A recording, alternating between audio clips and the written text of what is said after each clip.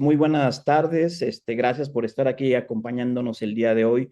Mi amigo Facundo Ramos desde Argentina, bienvenido. Sharon López desde Honduras y Rayán Moreira nuevamente desde Brasil.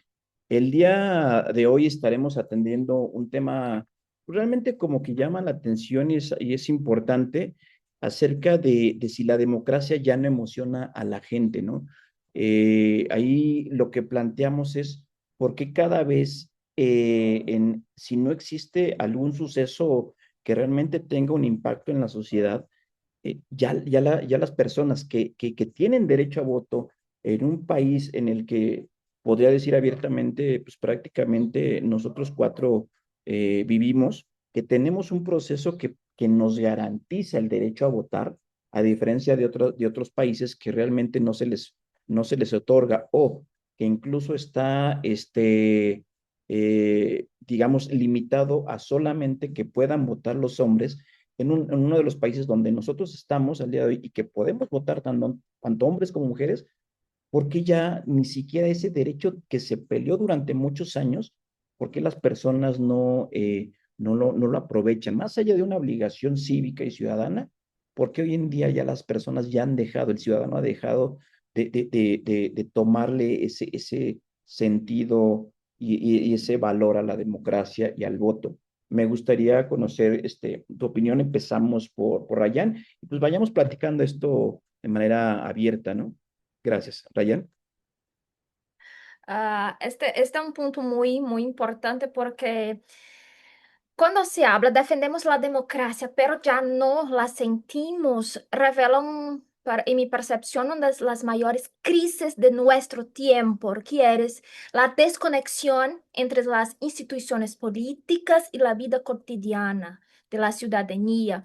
Muchas personas siguen creyendo que la democracia como ideal, pero no la se percibe en la práctica, no se siente escuchada y escuchar a la gente es muy importante para un agente político, para una sociedad, para cualquier persona, para la democracia de manera general. Entonces las personas ni parte de las decisiones, por eso que yo creo que hay hoy esta gran crisis política en Brasil. Tenemos un punto en 8 de enero de 2023 que es un intento a un golpe de Estado donde las personas hicieron un ataque a unas instituciones políticas de Brasil.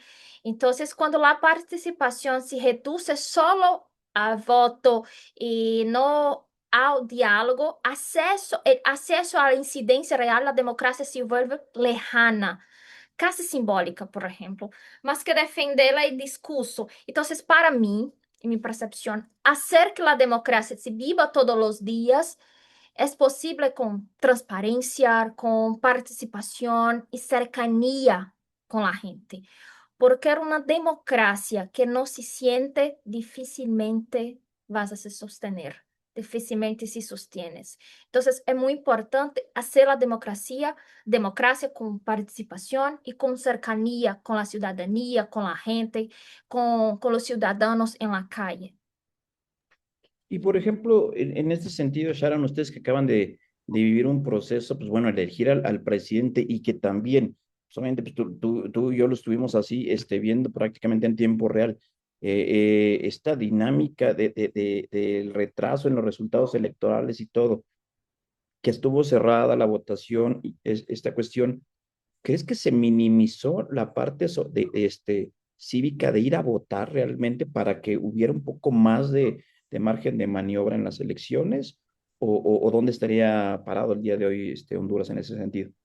Sí, bueno, es un gusto, Sergio. Creo yo que no radica solamente en eso, sino que viene de mucho antes de que el proceso ya carece tal vez de cierta legitimidad y no necesariamente porque la gente no asista a votar, sino de que el país necesita reformas profundas también en temas electorales para que pueda prevalecer la democracia. Pero vemos en muchos de nuestros jóvenes una ausencia de confianza en cuanto a la democracia en nuestro país a raíz de las últimas elecciones, las cuales han venido a generar estas dudas. Y mira, cada elección en Honduras, los jóvenes son una fuerte incidencia en la cual hacemos campañas para que los jóvenes asistan a votar, etcétera. Pero mientras la democracia en nuestro país deje de verse como un simple punto moralista en cuanto a la clase política que nos dice que debemos asistir de forma masiva, pero carecemos de la legitimidad que necesitamos en el proceso, la democracia solamente va a estar en el título nada más, pero no en la ejecución misma.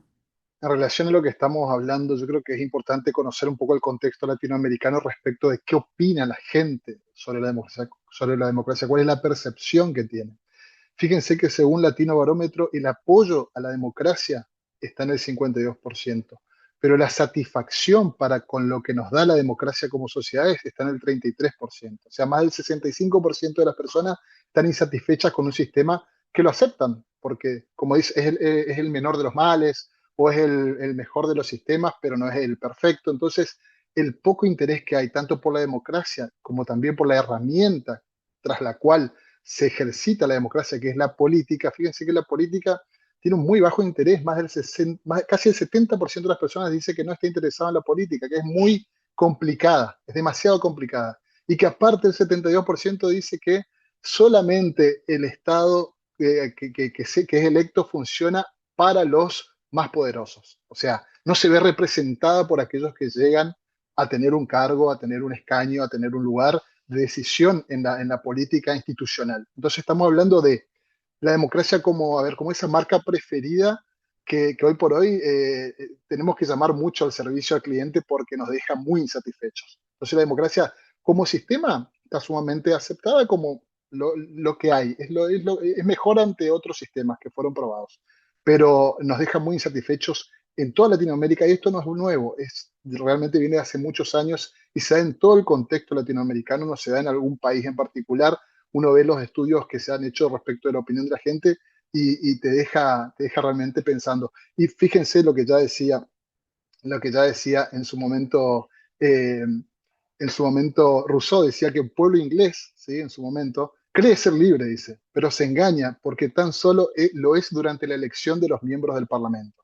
Estamos hablando del siglo XV, más o menos, en donde esta opinión ya existía sobre cómo ese sistema que le permite a las personas elegir sus representantes, porque la democracia, recordemos que delega, ¿sí?, ciertas funciones a ciertas personas que son electas para eso, cómo esa elección termina siendo algo que los deja insatisfechos. Y es una lástima porque nosotros sabemos lo que pasa cuando no está la democracia. En todos nuestros países hubo momentos oscuros de la historia donde la democracia no estuvo, y hubo otros sistemas que realmente dejaron un daño muy, muy, muy grande. Y por ejemplo, en ese sentido, ahorita que hablabas también, Facundo, me llamó la atención que dices, bueno, democracia y política. La política realmente, pues a los jóvenes no les llama la atención, o sea, la persona, y a lo mejor quizás pudiesen decir, no, es que estás estereotipando todo esto, ¿no? Pero el decir, bueno, pues realmente yo tengo elecciones el fin de semana, pues que prefiero ir a votar o irme de fin de semana, pues a alguna piscina, a un viaje, lo que sea, ¿no? El tema de que cuando tú ligas democracia, la palabra democracia con política, ¿correcto? Es donde yo creo que también es donde entra un poco ese conflicto, ¿no? Que no, la clase política o incluso las organizaciones civiles no han sabido explicar que democracia no es solamente que votes, ¿no? Democracia es que tú puedas tener derecho a educación, que tengas salud, que tengas posibilidades de empleo, que puedas, yo les decía aquí en México a algunas personas que conocí hace años, que me decían, pues, ¿para qué tramito mi credencial de lector, no? Mi credencial que ya me demuestra que tengo más de 18 años, que tengo una mayoría de edad. Digo, dice, si realmente no me interesa votar. Y le decía, pues tramítala simplemente porque cuando tú quieras entrar a un bar y quieras pedir una cerveza, por lo menos te la van a pedir, ¿no? O sea, para que compruebes que tienes mayoría de edad, ¿no? Pero el tema es ese, donde dices, o sea, las personas o los jóvenes hoy en día lo ligan a política. Entonces dices, si no me interesa la política, pues, ¿qué es la palabra, democracia, ¿no? Ese sería un punto que me gustaría que comentaran ustedes. Es que justamente es como vos le planteaste una de las preguntas que habíamos trabajado, que es votar se volvió como una rutina y no una esperanza. Justamente es eso, se perdió la esperanza, o sea, se perdió la esperanza en que si yo voto voy a poder cambiar algo. Entonces la juventud dice, para que termina siendo un trámite. En Argentina el voto es obligatorio, ¿sí? Voto secreto obligatorio. Bueno, pero se termina siendo un trámite. Como vos decís, voy a votar temprano porque ya quiero ir a la pileta el domingo, porque así mañana tengo feriado y no voy a trabajar. O sea, son cosas que desmotivan lo que es el eje principal de la democracia y de la elección en sí de los representantes, que es tratar de cambiar un poco tu realidad. O sea, si a vos no te gusta quienes hoy por hoy están transformando supuestamente tu futuro, bueno, cambialos, los puedes cambiar. Y también viene de la mano de lo que vos dijiste al principio, de que la política en sí está siendo desvalorizada como esa herramienta de transformación que todos creemos que es, ¿sí?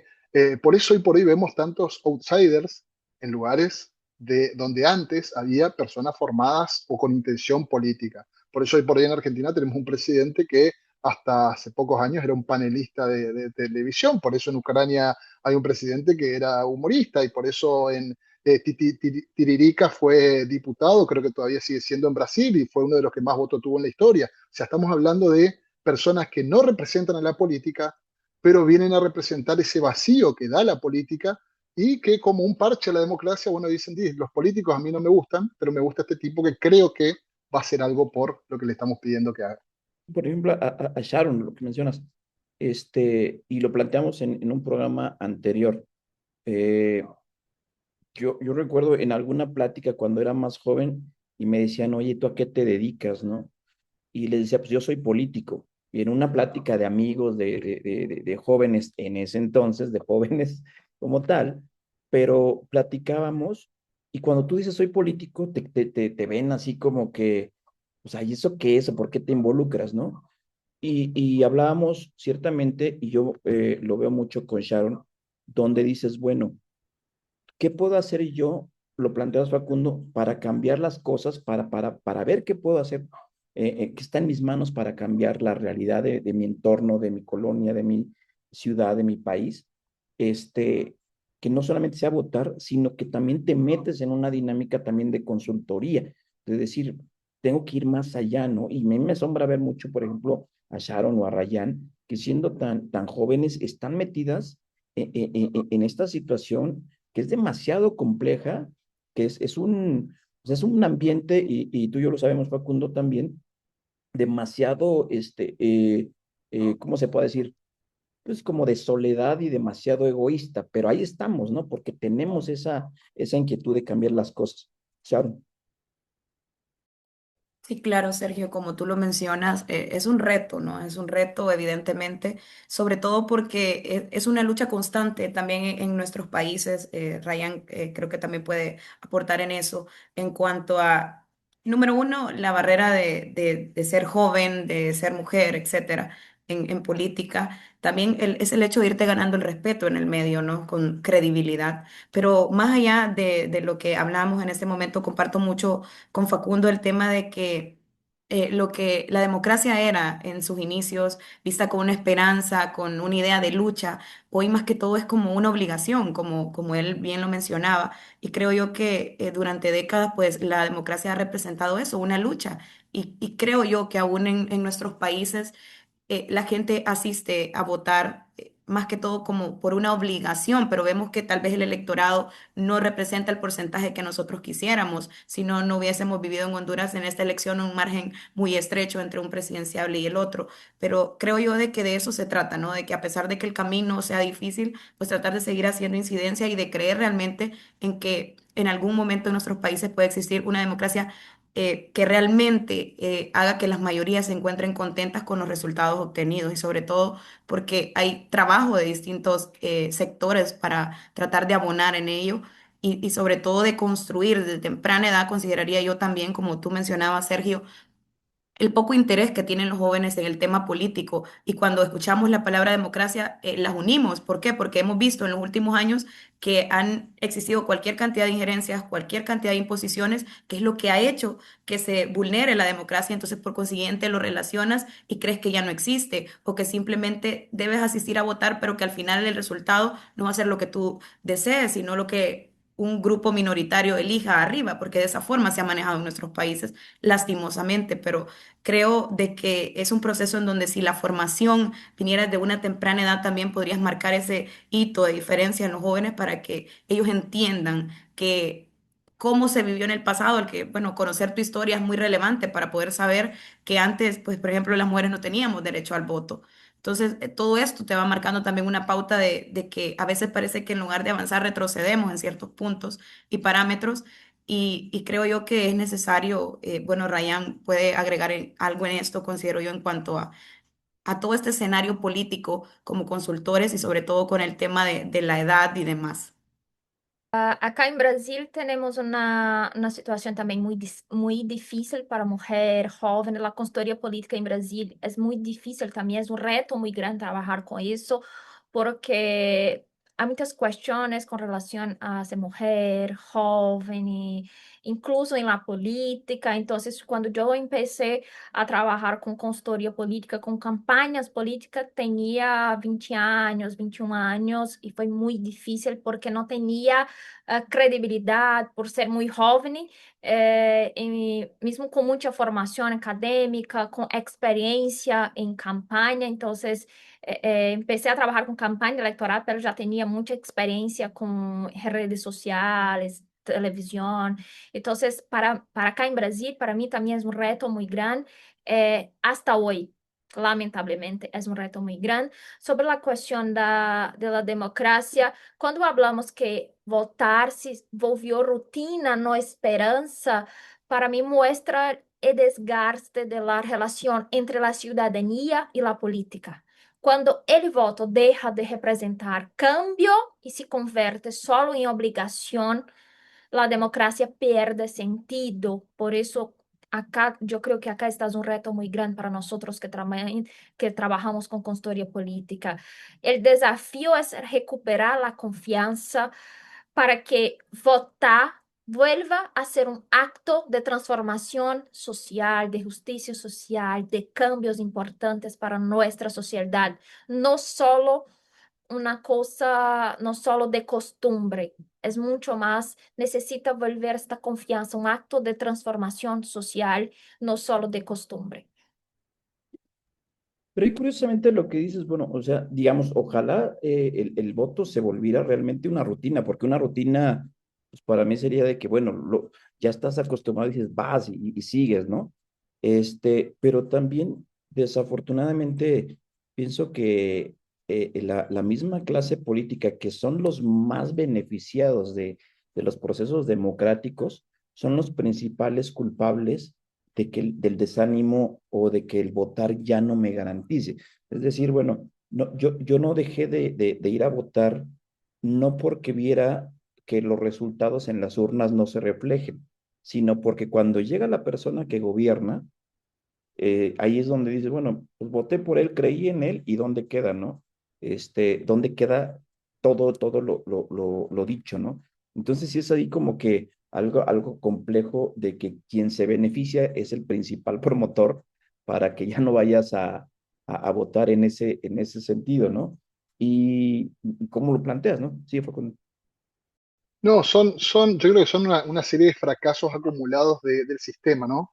Al no poder en realidad ofrecer soluciones palpables para la ciudadanía. Y las soluciones palpables para la ciudadanía son las de su metro cuadrado, son a ver, son muy sencillas de interpretar, pero evidentemente alguien o algunos grupos no tienen intención de ejecutarlas de la manera en que a la ciudadanía le llegue esa satisfacción que vos decís que no llega nunca, que es decir, yo le elegí a Sergio para que sea mi presidente y Sergio, cuando me prometió tal cosa, hizo otra, hizo lo diametralmente opuesto. Entonces se ve una lejanía, ¿no? de esa política que nosotros creíamos que nos iba a apañar, a acompañar, a garantizar ciertos derechos, ¿sí? Se ve como una política capturada por intereses que solamente responden a los más poderosos, porque la gente en el 70, más del 70% de los latinoamericanos cree que la política sirve solamente para los más poderosos. O sea, imagínense que un 30% solamente cree que la política responde a los intereses del pueblo. Y también la gente cree que la política es muy complicada. Entonces, con todo eso, decepciona.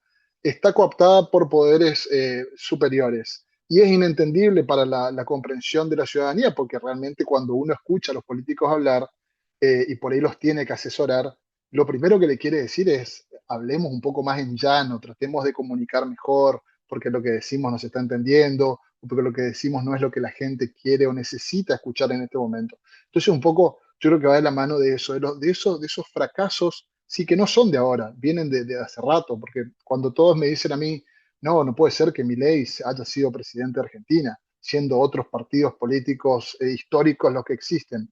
Miren, esos partidos políticos históricos durante 8 años, 4 años un gobierno de un partido y 4 años un gobierno de otro partido, no supieron resolver las cosas a la gente. Entonces es casi lógico que la gente no crea en esas opciones y busque otras. Apareció Milei, podía haber aparecido cualquier otro, pero yo creo que los resultados no son casuales ni son fruto de la magia o son fruto de la historia, de lo que pasó o de lo que no pasó, para que la gente hoy decida no creer en un sistema que tiene que recuperar esa confianza, porque si no nos vamos a ver cooptados por el pensamiento de muchos jóvenes de hoy que dicen, y bueno, si no es democracia, pero me resuelve los problemas, no me importa, que sea otra cosa, que se llame como se llame, pero que me resuelva algo. Entonces, cuando la gente comienza a pensar así, se comienza a generar el caldo de cultivo que es sumamente peligroso para que surjan otras opciones que son realmente negativas para las sociedades. Mira, una encuesta reciente en mi país señala que el 41% de los ciudadanos estarían de acuerdo en que estuviera un gobierno no democrático siempre y cuando le diera el resultado esperado en salud, economía y seguridad. Entonces eso te marca la pauta también de las exigencias de la gente que van apegadas a lo que mencionabas tú, Facundo y Sergio, en cuanto a este tema de que la misma clase política pues se ha encargado de ir en ir perdiendo la credibilidad del electorado. Imagínate, llegar a un nivel de que un 41% te diga que no le importa que no seas un gobierno elegido de forma democrática, siempre y cuando vengas y soluciones la problemática existente de los últimos, ¿qué? Más de 100 años en mi país. Entonces eso te marca la pauta de qué es lo que estamos viviendo en cuanto a democracia y demás.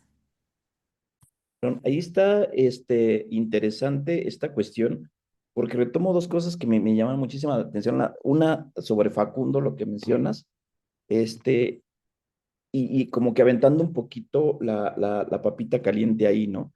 Eh, yo les preguntaría si realmente la democracia también puede ser peligrosa. Y suena así como que una bomba ahí, ¿no? O sea, ¿es peligrosa la democracia?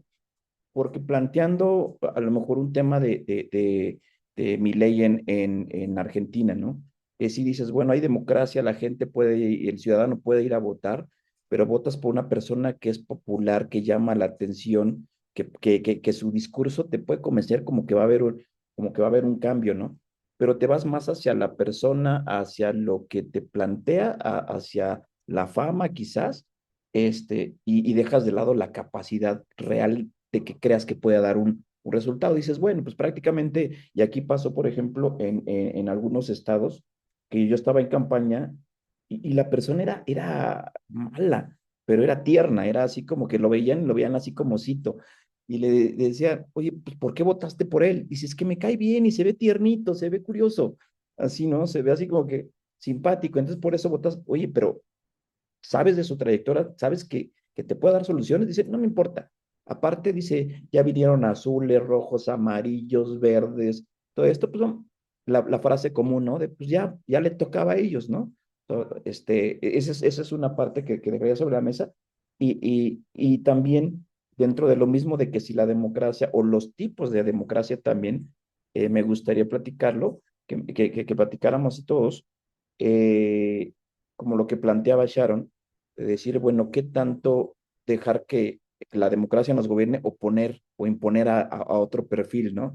Esos tipos de democracia donde podemos, yo pondría el ejemplo de Bukele, donde dices, pues claro que el señor llegó en un proceso de voto en las urnas como tal, pero ya estando ahí, reforma la constitución para seguir, pero porque tuvo los votos, ¿correcto? Y se puede estar perpetuando, pero porque tienes los votos que la democracia le garantiza, ¿correcto? Entonces, ¿cuándo es cuando la misma clase política te manipula esa democracia?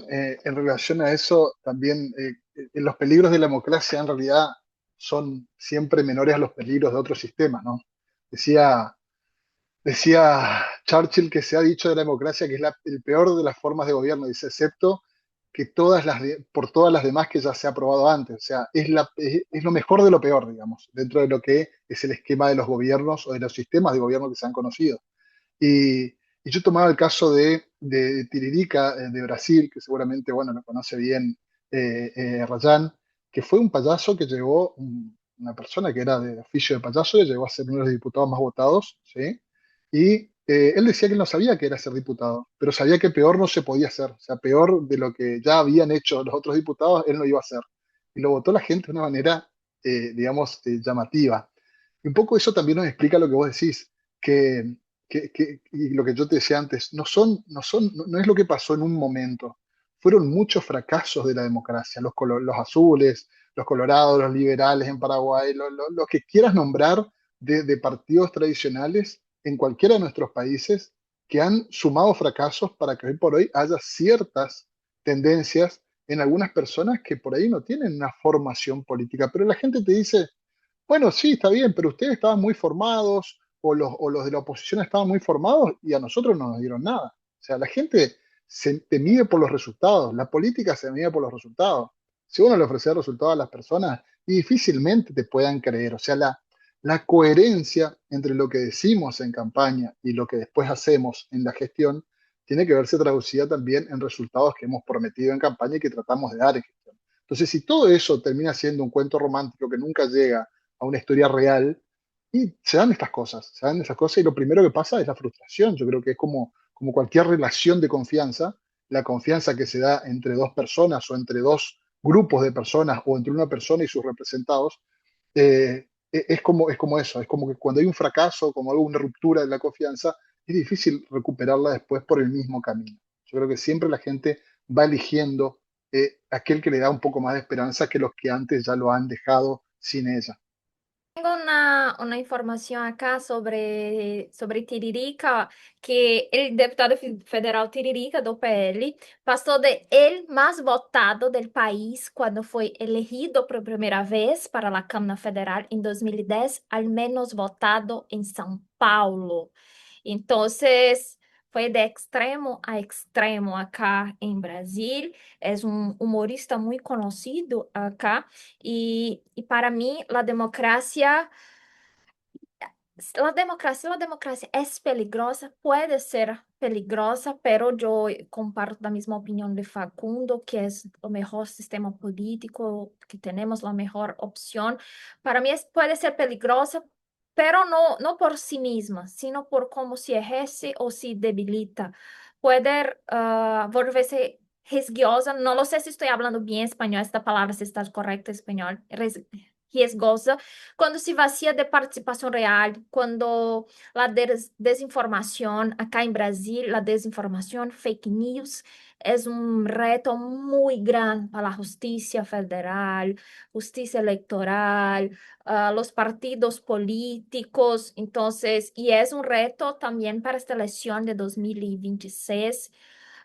Um ponto importante, um dado importante, é que em 2022 na segunda vuelta, la elección presidencial en 2022, por día, a la justicia electoral tuve más de 500 alertas de noticias falsas, de fake news en Brasil. Entonces, es un dato muy importante que muestra cómo la desinformación continua a ser um desafio muito grande acá em Brasil. Então, para mim, quando líderes autoritários são elegidos democraticamente ou quando a maioria ignora os direitos das maiorias, esse é um ponto a ser discutido em la democracia. Mira, yo considero aquí, me gustó este estudio que decía que el 70% de la insatisfacción democrática no es ideológica, sino que es logística. ¿Por qué? Porque la gente no odia el sistema, sino que la gente odia que el sistema no gestione sus necesidades básicas. Entonces ahí vemos, ¿verdad? Que como mencionaba Facundo Rayán, el problema no es el sistema en sí democrático, porque es el mejor de los sistemas en comparación a otros que son mucho más arbitrarios, ¿no? Entonces te marca la pauta de que si esa insatisfacción no existiera, sea, si esos problemas logísticos no existieran, entonces dejaríamos de confundirlos realmente con esa parte ideológica, cuando realmente no es así, según los últimos estudios. Entonces creo yo que nos sirve también para a nosotros como consultores poder ver desde otra perspectiva qué es lo que realmente la gente quiere o por qué la gente considera que la democracia está dejando un vacío en sus países. Este, ¿Podría decirse que la democracia en los países tiene dueño? ¿A qué voy con esto? Nosotros lo vemos, lo estamos viviendo aquí en México, digo, más allá de sesgos y todo, pero decir, bueno, la democracia como tal le está dictando el partido que está en el gobierno, ¿correcto? Porque dice, bueno, ahorita nosotros vamos a pasar por un proceso de reforma electoral donde dicen, el partido en el gobierno dicen, ¿sabes qué? Hay 500 diputados en el Congreso, pero son muchos, ¿correcto? Entonces vamos a hacerlos menos. Y los partidos políticos reciben unas bolsas de dinero enormes a lo largo del año, ahora vamos a darles menos, ¿correcto? Que en la práctica, ¿qué es lo que sucede?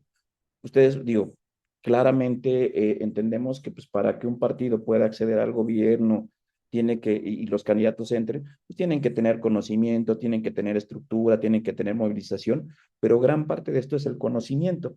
Entonces dices, bueno, ok, todo el mundo estamos de acuerdo en que se reduzca el recurso para los partidos políticos, pero porque es excesivo, pero cuando tú dices, bueno, el partido oficial, que tiene toda la comunicación de gobierno, tiene la estructura de las instituciones, todo esto, te puede decir, pues sabes que yo diría que a todos los partidos les quites absolutamente todo el dinero, ¿correcto?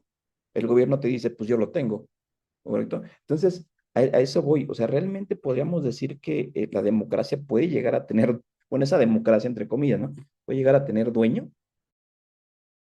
Yo creo que un poco respuesta a lo que vos decís, eso dependerá siempre de la organización institucional de cada país, ¿sí? Cómo están organizadas las instituciones. Porque, obviamente, los pesos y contrapesos, ¿sí? Que deberían existir, muchas veces no existen. Muchas veces los mismos estados son los que por ahí pueden manejar de alguna manera las instituciones que deciden no solamente la constitución de las leyes, porque tienen mayoría en las cámaras, sino también cómo esas leyes luego se traducen en nombramientos de personas que pueden figurar en la justicia electoral, etcétera. O sea, siempre quien gobierna va a tener seguramente una posición de poder respecto de la conformación del sistema democrático, porque el sistema democrático se basa en las leyes vigentes.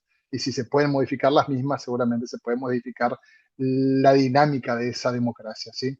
Entonces, Pero mira, perdón, tú sí, dirías que en Cuba la democracia no tiene dueño, en Venezuela la democracia no tiene dueño. yo creo que la democracia de esos países, o sea, cómo se vive la democracia en esos países también depende mucho de cómo se conformaron las instituciones y cómo quedó el poder distribuido y quedó el poder en ciertos lugares. Y bueno, y hoy por hoy se están dando ese tipo de discusiones que son sumamente, a ver, sumamente, no sé si oportunas, porque quizás debían haber dado hace mucho, pero sí son sumamente necesarias para que nosotros también comprendamos que la democracia como sistema no es perfecto, sino que hay que ejercer la democracia con una responsabilidad desde lo civil, como ciudadanos que vamos a votar, para también saber cómo exigir a la gente que está hoy por hoy en el poder, que pueda dar respuesta a todas esas necesidades que hoy por hoy se dan y que pueden terminar en ciertos sistemas que son sumamente fuertes o se quedan enquistados en algún lugar y pueden ser peligrosos quizás para algunos procesos en algunos países.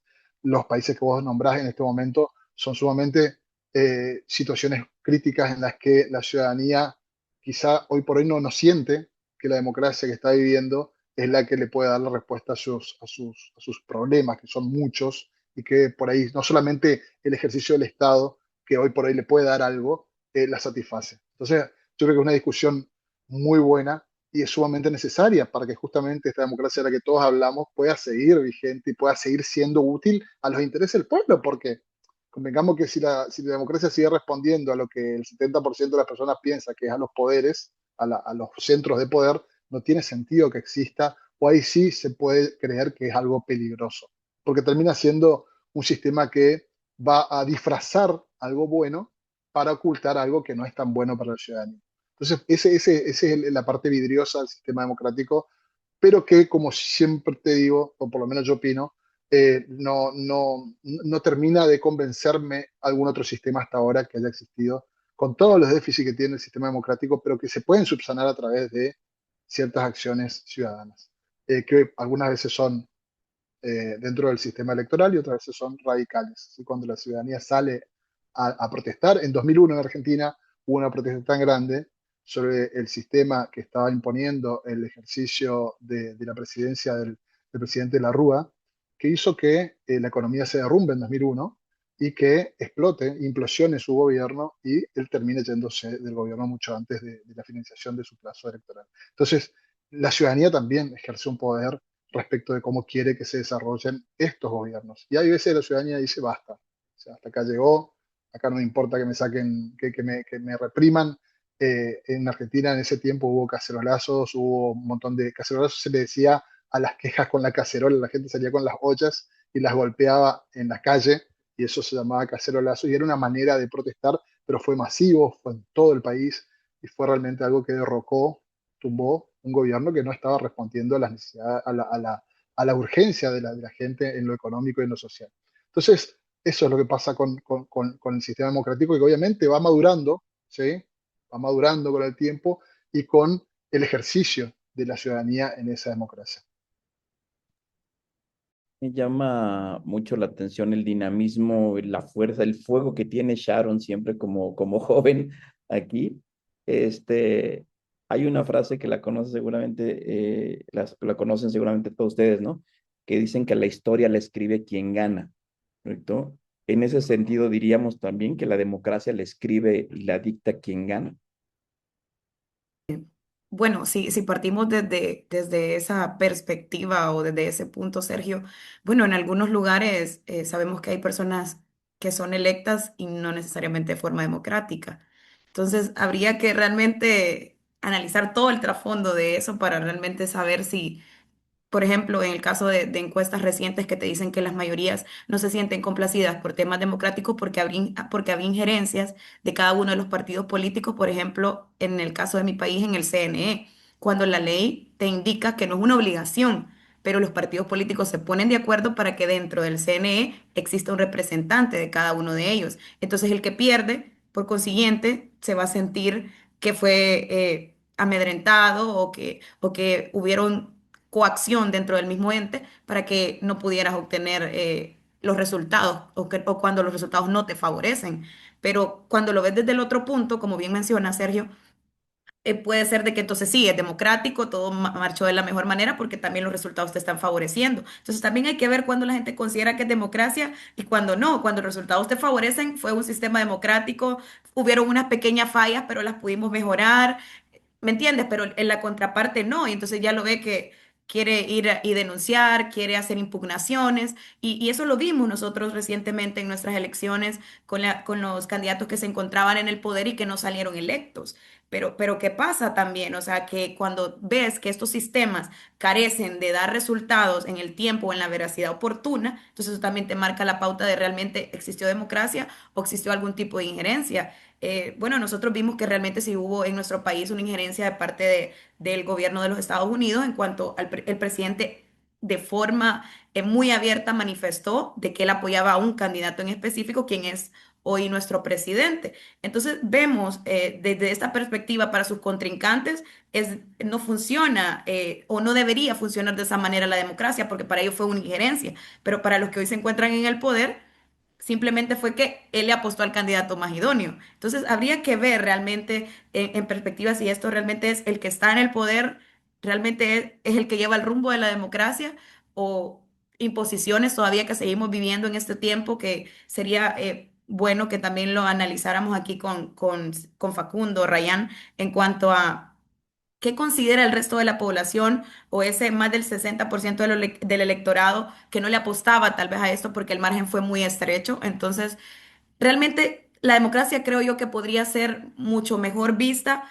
cuando en nuestros países se hicieran reformas estructurales. En el caso de Honduras se necesita una reforma estructural a la ley electoral. Necesitas una reforma al cociente electoral. Necesitas disminuir tal vez la cantidad de diputados o personas que nos representan en el Parlamento. Entonces, ¿por qué? Porque en los últimos años hemos visto de que, si bien es cierto, nuestro cociente electoral y demás ha favorecido a algunos, pero ha perjudicado a otros. Yo no consideraría democrático, Sergio, por así decírtelo, que una persona que obtuvo 200.000 votos no sea electa y una persona que tiene 10.000 sí, cuando ambos aspiraban a lo mismo. Y eso hace nuestro cociente electoral en Honduras en este momento.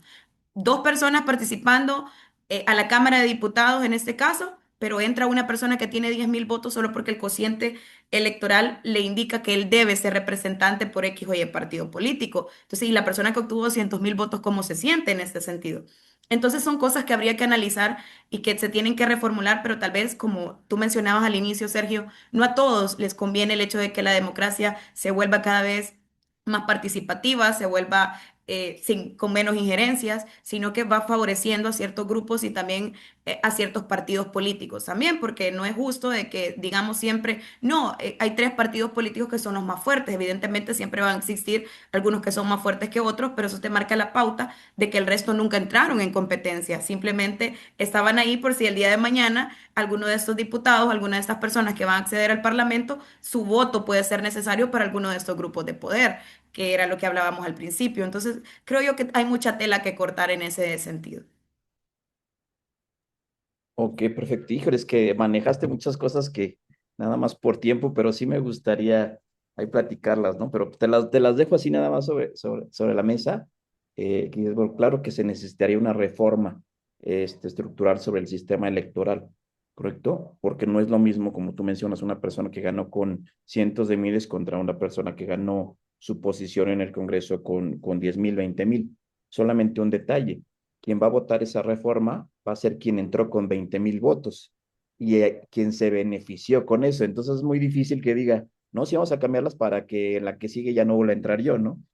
Por eso te decía, es la democracia como la historia la escribe quien gana, podría decirse algo así. Pero bueno, ya para ir cerrando el tema, yo unas preguntas muy dirigidas a ustedes. En el tema, empezando aquí por la minoría, somos minoría aquí con Facundo, este, este tema de viva la libertad, carajo, sí, ¿no? Viva la libertad, carajo. Este, cómo tú crees que se plantea la democracia hoy en día en Argentina con un presidente libertario como tal? Pues gira al final del día porque muchos lo identificamos en varios países con esa frase, ¿no? No vivimos la realidad en Argentina, tú la conoces de primera mano, ¿no? Pero para nosotros en algunos lados decimos, no, pues la verdad es que mi ley es el fenómeno y ahora la libertad y que se venga para acá, como mucha gente también dice, que nos gobierne Bukele, ¿no? Está haciendo de todo. Pero más allá de eso, viva la libertad, carajo, ¿funciona hoy en día en Argentina? Yo creo que Milei, que es un presidente con un perfil anarcocapitalista, o sea, esa es su ideología, digamos, tiene un concepto de la libertad bastante particular respecto de que la libertad es un poco dejar a la gente sin algunos derechos que ya había adquirido o que, a ver, el Estado se había ocupado de que esta gente pueda, a través de esos derechos, garantizar algunas de sus cuestiones vitales, como por ejemplo el derecho a la salud pública, el derecho a la educación. O sea, para mi ley la libertad implica que la gente tenga que pagarse la educación con un voucher, o implica que la gente tenga que pagarse la salud, o que cualquier persona que necesite algo, el mercado va a ser quien le va a proveer ese bien o ese servicio. Entonces, un poco la visión de Milei de la libertad implica una libertad que es muy parecida al abandono del Estado o a la ausencia total del Estado, porque él dice que él es el enemigo del Estado, es el topo que viene a destruir desde adentro el Estado, dicho por él, ¿eh? Esto no es una frase mía, la pueden googlear. Él dijo que yo soy el topo que vengo a destruir desde adentro el Estado. Entonces, con una visión así, Milei lo que está haciendo hasta ahora es gobernar con esa ideología. Se ha ocupado de, bueno, de garantizarle a poderes extranjeros que puedan venir a ocupar el país sin ningún problema, a explotar el país de acuerdo a sus intereses sin ningún problema. Estados Unidos es un poco la vedette en esta repartición de poderes al extranjero. Entonces, Milei es como el alumno preferido de Donald Trump, ya que está todo el tiempo haciendo cosas para que Estados Unidos se sienta cómodo en Argentina, tan cómodo que puede ir a explotar todos nuestros recursos hoy por hoy sin mayor preocupación, en desmedro de los intereses nacionales y de los intereses de los argentinos que mucho tiempo fueron trabajando para cuidar estos recursos que son nacionales, ¿no? Pero bueno, a partir de ahí Milei hoy por hoy está gobernando y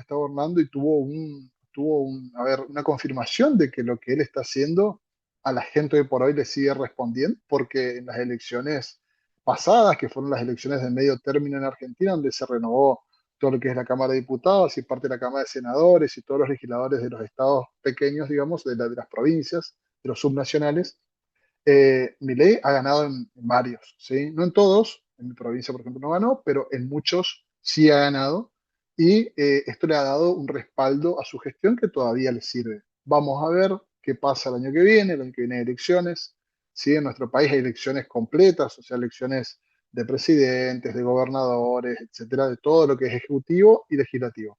Ahí veremos cómo se dan las cosas, pero hoy por hoy, Milei está haciendo lo que dijo que iba a hacer, está desmantelando el Estado, está privatizando, está vendiendo empresas públicas, está despidiendo mucha gente, está recortando derechos que antes eran garantizados por el Estado para la ciudadanía, como estamos hablando de alimentación para comunidades en riesgo, estamos hablando de medicamentos para pacientes oncológicos, estamos hablando de un montón de fondos para los jubilados, de un montón de cosas que antes estaban garantizadas y hoy por hoy. La libertad, para mi ley, es arreglate como puedas con el mercado, ¿sí? El mercado, si no te lo provee, bueno, vos sabrás cómo arreglarte. No todos se van a morir, dijo una vez. Algunos puede que sí, pero no todos se van a morir. Así que es una idea muy particular de libertad. Y eso es lo que estamos viendo hoy en Argentina. Perfecto, muchísimas gracias, Facundo. Pues bueno, dándole la pauta ahora a nuestra amiga Rayan, ¿cómo que ahora que tienen este proceso para la elección de presidente nuevamente en Brasil, cómo podría darse esta reconstrucción o esta invitación a realmente, después de todos los escándalos políticos que no solamente se han visto dentro de las fronteras de Brasil, sino lo hemos visto hacia afuera, se ha conocido desde toda Latinoamérica la política de Brasil? ¿Cómo poder llegar a que la gente vuelva a creer y que se tenga una mayor afluencia de votación, una mayor participación, un mayor escrutinio, una mayor revisión sobre la clase política, o sobre los candidatos o sobre el proceso, ¿no? Qué se tiene que hacer como ciudadano, como político, y obviamente pues también ustedes que están dentro de la consultoría política, ¿cuál es la responsabilidad que podrías tener en ese sentido, ¿no? En Brasil tenemos muchos puntos para hablar sobre eso, porque un punto muy importante acá es la cuestión de las fuerzas de las instituciones judiciales, porque después de los ataques a los edificios del gobierno en enero de 2023 y de la condena histórica del expresidente Bolsonaro por intento de golpe de Estado, muchos analistas de todo el mundo ven esto como una señal de resiliencia democrática. Las instituciones judiciales actuaron y procesaron a quienes intentaron socavar en orden constitucional. Eso en Brasil es un punto histórico. Y también tenemos acá conflitos entre poderes y una polarización en todo el país, al mismo tiempo que existe una crítica importante, el conflicto permanente entre los tres poderes, el ejecutivo, el legislativo y judicial, y la polarización política puede, en mi percepción, erosionar la confianza y la legitimidad democrática. Entonces, para mí es muy importante resgatar esta confianza de los brasileños en las instituciones en el proceso electoral, porque en 8 de enero de 2023, una violencia muy grande, un verdadero intento de golpe de Estado contra la democracia, porque las personas no aceptaban el resultado de las elecciones en 2022, donde Lula ganó. Entonces, es muy importante resgatar esta confianza, principalmente en las instituciones políticas de Congreso.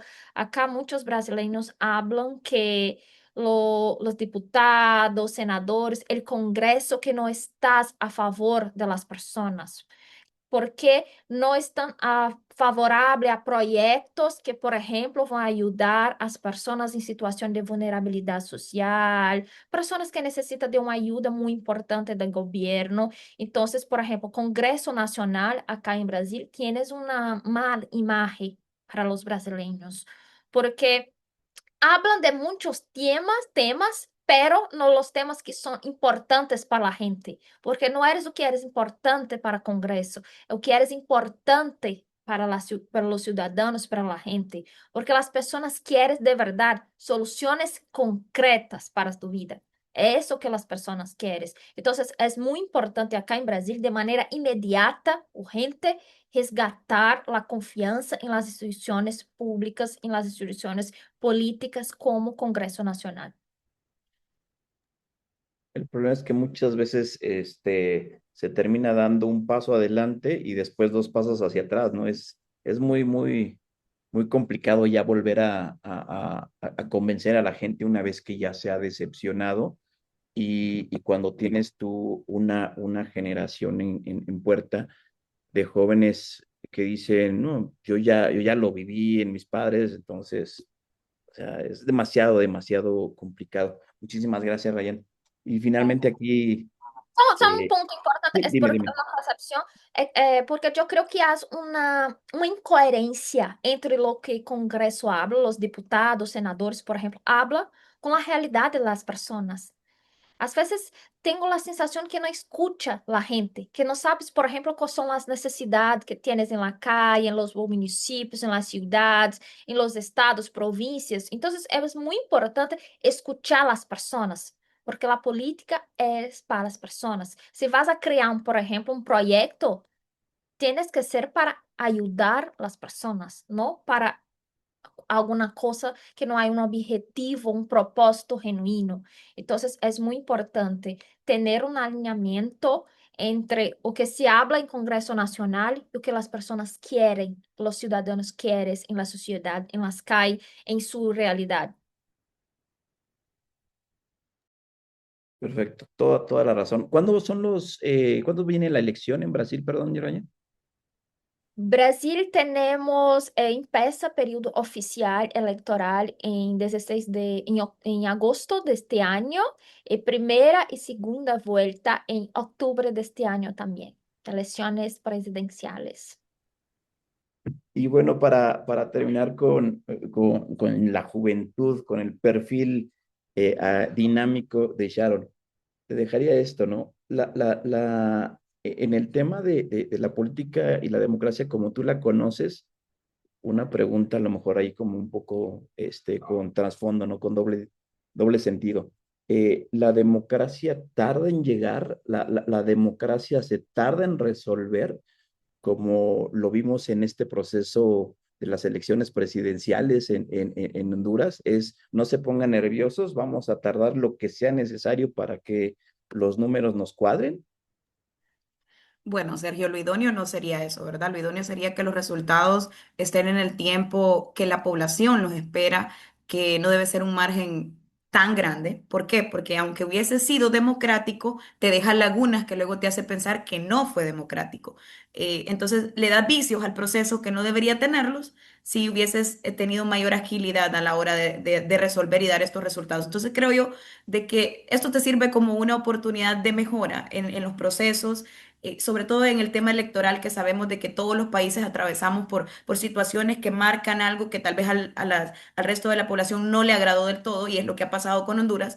Pero si bien te menciono, es un punto de partida. ¿Por qué? Porque como tú lo mencionabas, Sergio, aquellos candidatos que hoy no fueron bien favorecidos por el electorado, aunque ellos quieran manifestar de que no fueron favorecidos por el CNE, cuando el CNE no debería favorecer ni favorecer a nadie, simplemente brindar los resultados, van a marcar tal vez en ciertos, tal vez por el parte del Congreso, porque a veces entras, pero no entras de la forma que quisieras entrar. Entonces puede ser que esto venga a marcar en este Congreso Nacional una perspectiva diferente para también apostarle a estas reformas estructurales que necesita el país en todos los sentidos, ¿verdad? Pero si hablamos de democracia tardía, entonces creo yo que ya no sería democracia. La democracia tiene que prevalecer por encima de cualquier actor, por encima de cualquier imposición y por encima de cualquier ente, ¿me entiendes? Porque tu único trabajo en cuanto al CNE en nuestro país, pues es velar, ¿verdad? Porque se respete la voluntad popular tras el ejercicio del sufragio. Entonces, consideraría yo que estos vicios no existirían o no se hubiesen visto empañados si los resultados hubiesen sido dados en una forma más rápida. Y esto marcaría también una contundencia y una mayor alegría para los ganadores también, porque vienen también a nublar el proceso de los ganadores. Pues bueno, pues sí, la verdad es que, híjole, yo creo que no nos da, la verdad, el tiempo que hemos invertido, yo creo que es pequeño, es diminuto, creo que es seguir platicando sobre esta dinámica y más porque también tanto en Argentina, no sé qué tanto en Brasil y por supuesto que en Honduras y en México, digo, estamos prácticamente, como decía un expresidente aquí en México que decía, tan lejos de Dios y tan cerca de Estados Unidos, ¿no? Esta parte donde también cuál es la influencia de las barras y las estrellas en los procesos democráticos en cada uno de los países, ¿no? Y lo digo por Honduras por todo el ruido que vino de esta elección, ¿no? Entonces, sí se viene muy, muy complicado ahorita la intervención de las barras y las estrellas en los procesos. Entonces, pensé que ibas a decir algo, ¿no, no, Ryan? Karen, yo estaba, Karen, pensar que para mí solo hay una democracia fuerte también con transformación social y un punto muy importante que acá en Brasil es un reto también muy fuerte, que es con mayor participación femenina en la política.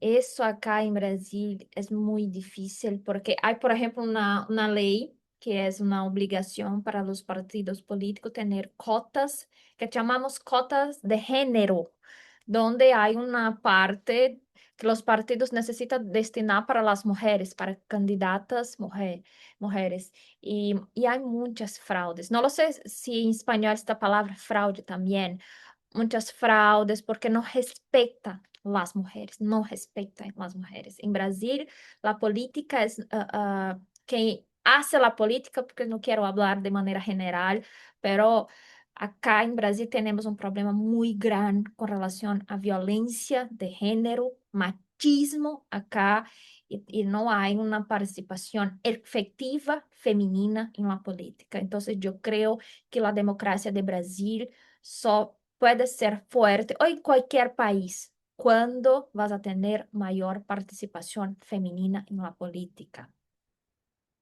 Es importante respetar los espacios de las mujeres también en la política.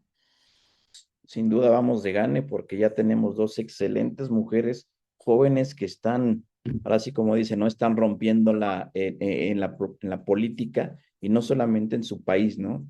La verdad agradezco mucho esta sencillez y esta solidaridad y podría decirle yo un altruismo social que tienen ustedes de compartir sus experiencias en los países compartir cuando tenemos la posibilidad de tener estas mesas o de quizás también de encontrarnos en algún sitio, porque compartes lo que es la política desde tu visión, ¿no?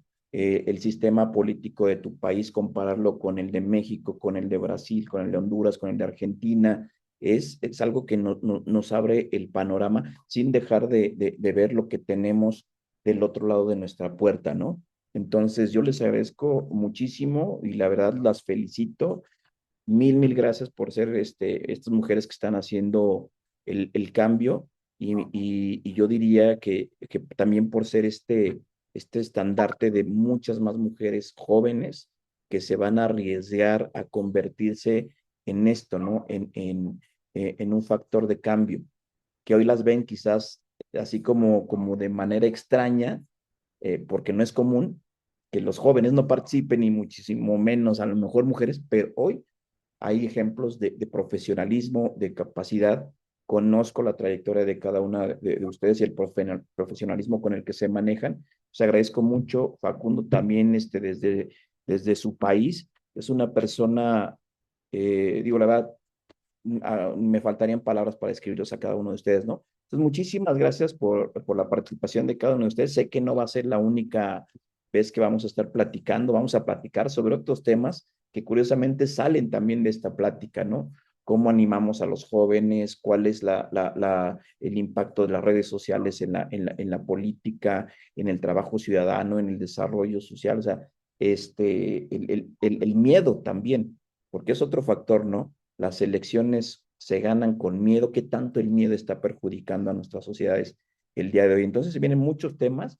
Yo las invito para que sigan participando en esto y sigamos, bueno, ustedes sigan rompiendo las ustedes que son tan jóvenes y que traen acá empujándonos a la clase contemporánea como Facundo. Yo, muchísimas gracias. Vamos a poner al final las redes sociales de cada una de ustedes, pues para que la sigan, insisto, en un contacto que no solamente sea aquí, sino que las puedan contactar de manera directa, aprovechando esta apertura que tienen, y pues que sigan platicando, ¿no? Que sigan teniendo el diálogo con la gente, como lo planteamos desde el inicio, ¿no? Un programa que habla de política para los no políticos.